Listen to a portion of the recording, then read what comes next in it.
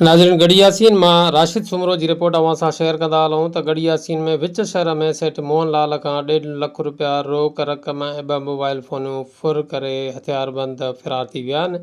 इहा वारदात विच शहर में ॾींहं ॾिठे जो थी आहे। ॾींहं ॾिठे जो विच शहर मां सेठ मोहनलाल खां फुर थी आहे। फुर जी वारदात थी आहे। अणॼातल जवाबदार सेठ मोहनलाल खां 1.5 लख रुपया रोक रक़म 2 क़ीमती मोबाइल फ़ोनूं फुर करे फ़रार थी विया आहिनि। मिलियल ॼाण मूजिबि सेठ मोहनलाल पंहिंजे दुकान ते वेठो हो त हथियारबंदनि खे ज़ेरमाल बणाए रक़म ऐं मोबाइल फ़ोन फुर करे फ़रार थी विया आहिनि। वाक़े खां पोइ वापारियुनि में सख़्तु ख़ौफ़ ऐं बेचैनी पखिड़िजी वई आहे।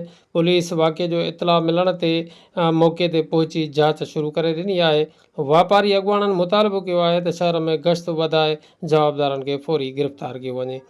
नाज़रीन, अव्हांखे ॿुधाईंदा हलूं त पूरे ज़िले शिकारपुर में बदअमनी जी बाहि भड़कियूं थी आहे। ज़िले जे तमामु तालुका हेडक्वार्टर्स ऐं यूसी हेडक्वार्टर्स समेत मुख़्तलिफ़ इलाइक़नि ऐं ॻोठनि में फुर जी वारदातुनि जो वाक़िया रूनमा थिया आहिनि। शहरी ख़ौफ़ ऐं हिरास में वठिजी विया आहिनि।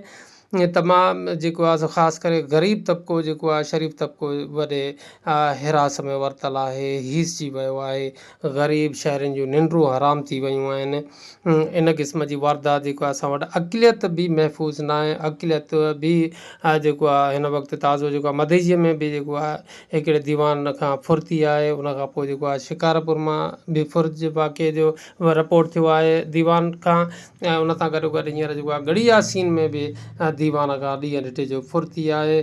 पुलिस जेको आहे ख़ामोश तमाशाई बणिजी वई आहे। पुलिस जेको आहे ॾोहारियुनि खां पटो जेको आहे उहो रसो ढिलो करे छॾियो आहे। ॾोहारियुनि खे फुल इजाज़त ॾिनी वई आहे ॾोह करण जी। जेके ॾोहारी सरेआम ॾींहं ॾिठे जो वारदातूं कनि था ऐं पुलिस जेको आहे उहो कख भञी ॿीणो करे नथी सघे।